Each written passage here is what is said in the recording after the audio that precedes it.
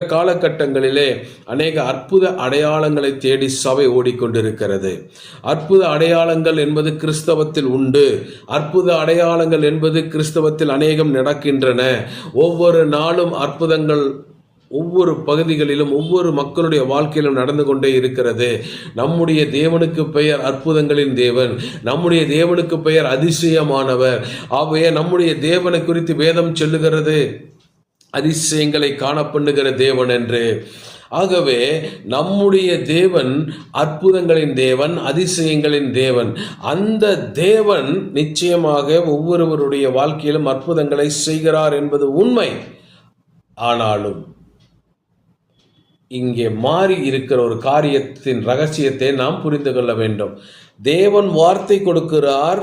அந்த வார்த்தை நாம் விசுவாசிக்கும் பொழுது நம்முடைய வாழ்க்கையிலே அற்புதங்களை கொண்டு